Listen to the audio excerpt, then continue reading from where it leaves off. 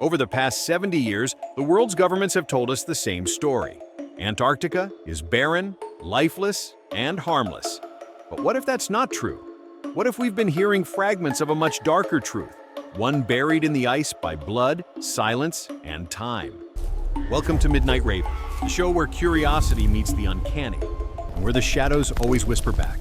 We dive deep into the strange, the unexplained, and the what-ifs that keep you up at night. Aliens, conspiracies, ancient horrors, and timelines that never should have crossed. Watch closely, because not everything hiding in the dark is there. Somewhere in the vast, frozen silence of Antarctica, a voice was heard. One final transmission, frantic, garbled, and nothing. No wreckage, no distress beacon, just a name whispered in declassified files, and coordinates buried beneath decades of redacted ink. Everything looks good here.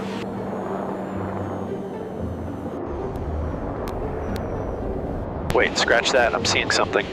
Below. It's not natural. It's shaped. Triangular. There's light. A pulse neck coming from inside the ice. Bravo, Nightmare, confirmed last. You said light beneath the ice? Affirmative, it's moving. No, the ice moving. It's like the whole shelf is shifting. Instruments are going haywire.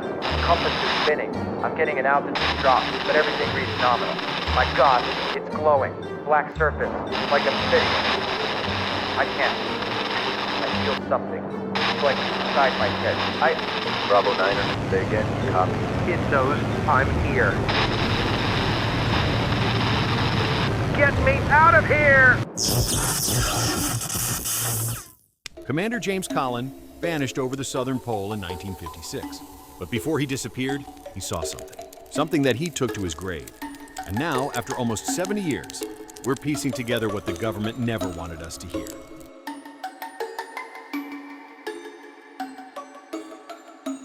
Somewhere beneath the ice, something was watching him. Buried in the pages of a rotting leather-bound journal found near the abandoned German outpost of Neuschwabenland was a name long forgotten: Klaus Reiter. A former SS officer turned reluctant survivor, Reiter's words weren't those of a soldier, but of a man driven to the edge of madness. His diary, smuggled out decades later by an Argentine archivist, describes an underground facility and the black light that pulsed from beneath the ice. Day 1, March 2nd, 1944. We made landfall at the coordinates given to us, New Swabia. The ice stretched endlessly, untouched by war or time. The men joked about penguins. I laughed with them, but something felt wrong. The air here, it hums. Day 5. I'm getting distressed signals.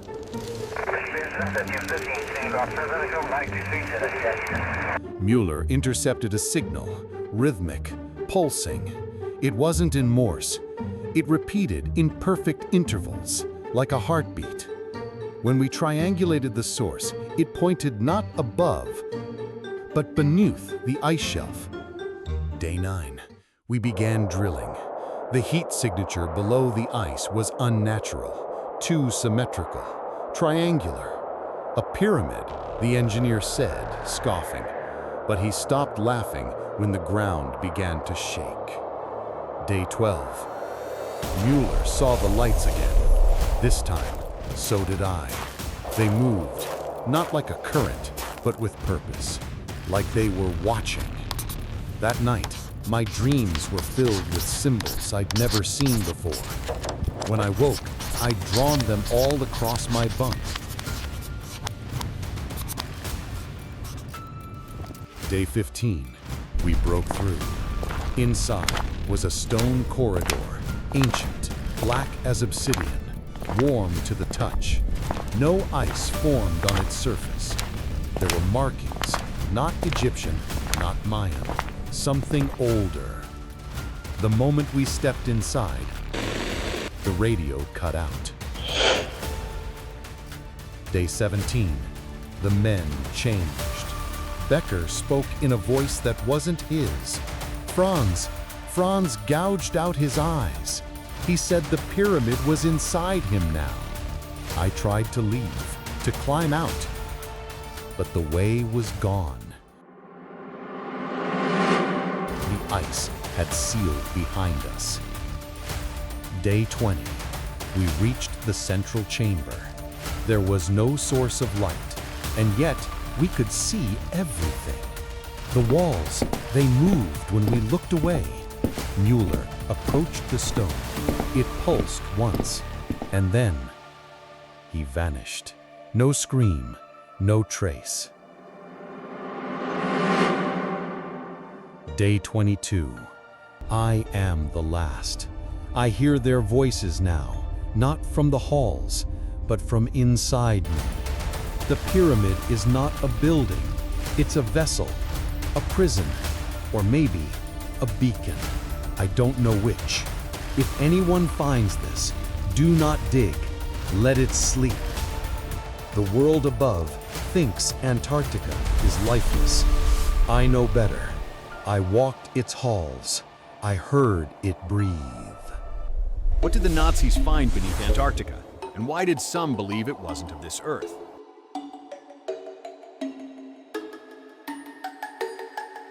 In 1996, Russian deep-sea diver Alexander Vetrova was assigned to a secret subglacial expedition near Lake Vostok.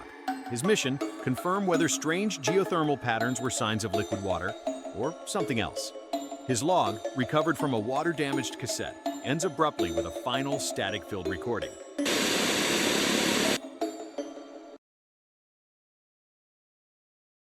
Test 1. Suit pressure nominal. Visibility 30 meters. Deploying first sensor at vent cluster alpha. Currents minimal. Temperature 2 degrees above freezing. Marking location of unusual reflections beneath sediment shelf. Possibly mineral deposits. Mueller... No, not Mueller. Markov back at base says there should be no light here. The ice above blocks all sun. I see 3 small points stationary. I move, they move. Probably a trick of my mask. End of day 1.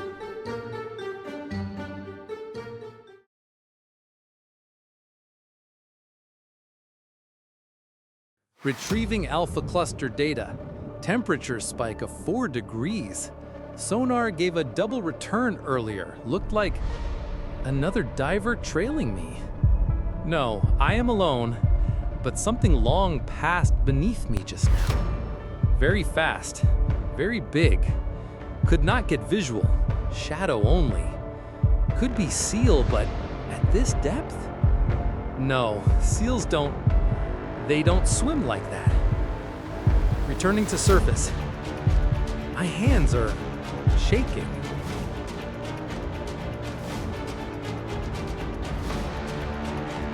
Descending into fissure beta. It is narrow, maybe 3 meters across. Light levels almost 0. I see movement ahead. A figure. It's moving like me. Same pace, same turns, but delayed, as if it's copying me. No, not copying, studying. My hands itch inside gloves. I think it's watching. Entering geothermal source. Visibility patchy. My compass is spinning. Lights ahead, not like before. They're alive. Patterns shifting. It's close now. Shapes. Changing each second. It's like it's here and not here. I think time is I see lights, not reflections. Movement. It knows I'm here.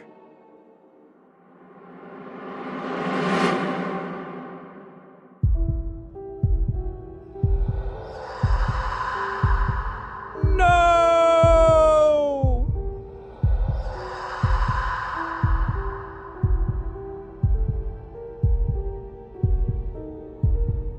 The dive team was recalled. No body was recovered, and Vetrova's name was quietly removed from official records.